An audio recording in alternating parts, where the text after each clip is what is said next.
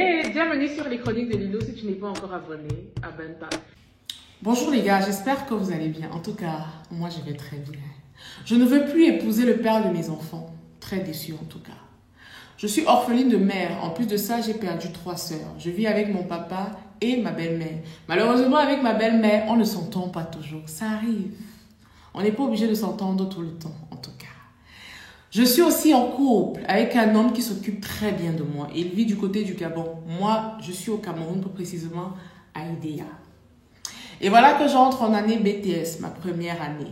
Je rencontre mon professeur de français. Le feeling passe très bien. Pour moi, j'avais trouvé un ami avec qui je pouvais parler de tout et de rien, avec qui je pouvais partager des choses. Quelque temps après, il me déclare son amour pour moi. Moi, avec beaucoup de politesse, je décline la demande, avec beaucoup de courtoisie. On reste toujours amis, malgré tout ça. Notre amitié va bon train. Un matin, il m'annonce que, comme tu vois là, moi je vais du côté du Nord. J'ai été acceptée via le concours pour faire l'école normale supérieure. Félicitations, monsieur le professeur. Je lui dis, ok, il n'y a pas de souci. Restons donc en contact, en tout cas. Notre nouveau professeur arrive, honnêtement, ce n'était pas intéressant. Il ne m'intéressait pas et il ne donnait pas très bien cours. Et ça me faisait avoir certaines lacunes. Mon professeur qui était parti, lui et moi, on avait coupé les ponts complètement. Tout simplement la distance. Parce que oui, quand il y a distance, ça arrive. Les liens ne sont plus comme avant. Les gens commencent à se lasser tout simplement. Un matin, je décide de refaire surface. Je lui fais donc signe. Je lui écris, je prends de ses nouvelles et je lui fais comprendre qu'il me manque énormément. Parce que le nouveau professeur, franchement, ça ne vaut pas la peine.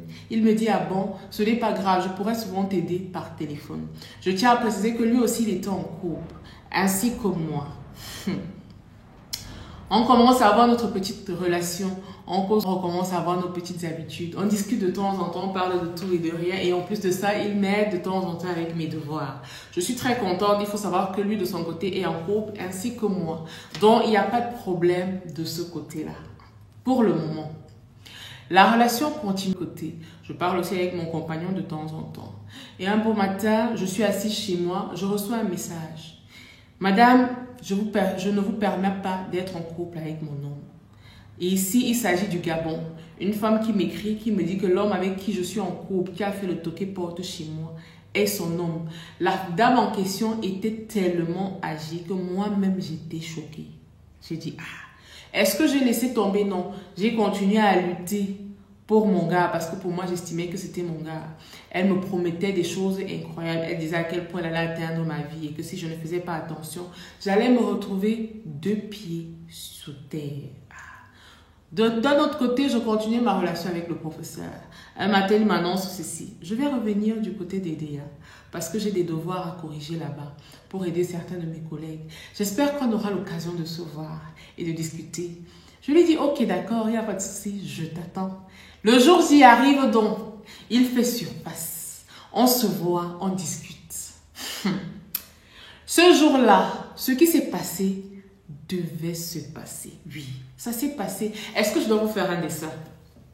Non, je ne peux plus vous faire un dessin. Et voilà que notre relation s'est intensifiée.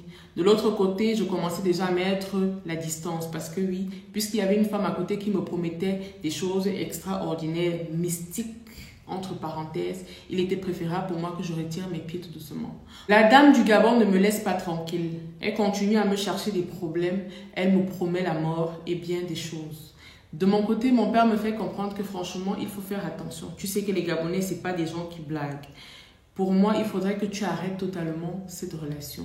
Alors, j'écoute sans rechigner et j'arrête la relation avec ce gars en question. Me voilà donc désormais en couple avec mon professeur d'université. La relation se passe très bien. On apprend à se connaître, on discute de temps en temps. Il a passé 2 semaines. Les 2 semaines étaient tout simplement magnifiques. En tout cas, ce qui est sûr, c'est que des choses se sont faites, des choses se sont dites. Et en plus de ça, on a mis les points sur les i. En même temps, j'étais dans une filière un peu compliquée. Je faisais dans la finance, comptabilité et finance. Je commence à maigrir tout doucement, je ne comprends pas. Les gens me disent autour de moi, mais est-ce que tu ne vois pas que tu maigris déjà un peu trop? Je dis non, c'est sûrement l'école qui me fait maigrir. À part ça, franchement, je ne vois pas ce qui peut me faire maigrir. Je ne faisais que me détériorer avec le temps. Plus le temps passait, plus je maigrissais. De temps en temps, je reprenais du poids, mais je maigrissais encore. Moi-même, je ne comprenais pas pourquoi. De temps en temps, je me retrouvais avec des abcès, parfois des plaques bizarres, mais je laissais passer. Je me disais, bon, c'est rien du tout. Connaissez-vous Nadia Air? Nadia Air, c'est la référence. Si vous ne connaissez pas encore Nadia Air, c'est le moment. Elle vous propose des parfums de la maison Shogun. C'est-à-dire que moi-même, personnellement, je suis choquée par la qualité des parfums. Est-ce qu'on peut parler de mon gloss, s'il vous plaît? Je suis choquée par la qualité des parfums. Des parfums qui sentent véritablement bon, à des petits prix. Et en plus de ça, c'est disponible au Cameroun, à Yaoundé. Elle livre partout dans tout le Cameroun. Les prix sont assez abordables. C'est la période des fêtes. Faites-vous plaisir, faites plaisir aux personnes qui vous entourent, s'il vous plaît. Nadia Air vous propose aussi des parfums d'intérieur pour sublimer vos maisons afin que vos invités tombent quand ils entrent chez vous. Fini les odeurs de nourriture agressive. Place aux parfums de qualité pour maison. Nadia Air est disponible sur TikTok. Vous avez aussi sa carte de visite. Allez-y faire un tour et surtout profitez des promotions et de la qualité des produits qu'elle vous propose. C'est toujours elle. Arrive la période de mon stage. Je commence dans le stage. À mon lieu de stage, il y a tellement les gars que moi-même je suis étourdie. Je dis Seigneur, attrape mon cœur, sinon je vais faire mal ici dans cette entreprise. Et puisque je ne passe jamais inaperçu, je commence donc à gérer des bails avec quelqu'un de mon stage. Avec mon encadreur de stage, ma chérie, toi aussi, partout où tu passes, tu écartes les gésiers. Les femmes. Donc, tu ne pouvais pas rester tranquille. À cette période, je me considérais totalement célibataire. Pour moi, je n'étais plus en couple avec qui que ce soit. Alors, j'étais libre de faire ce que je voulais. Oui. Et à côté de ça, je continuais d'être malade. Jusqu'à ce que mon stage se termine. 2015, je suis vraiment malade. Ça ne va toujours pas. Autour de moi, ça parle et tout. Tout le monde me dit, il faut que tu ailles à l'hôpital. Il faut faire des examens parce que là, ça ne va vraiment pas. Je décide donc d'aller faire des examens pour voir de quoi est-ce qu'il est question. Mais je souffre même de quoi? Franchement, c'est quoi? J'arrive à l'hôpital, je fais des examens. On découvre que je suis infectée du VIH. Tu as vu comment tu as passé le temps à partager le gésier, non? Voilà.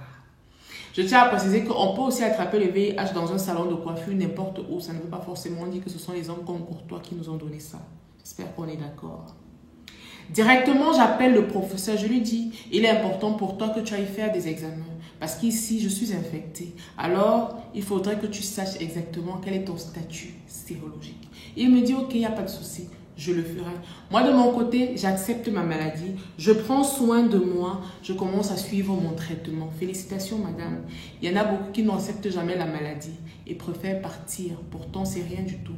Il est préférable parfois d'avoir le VIH que d'avoir le cancer. Je vous le dis.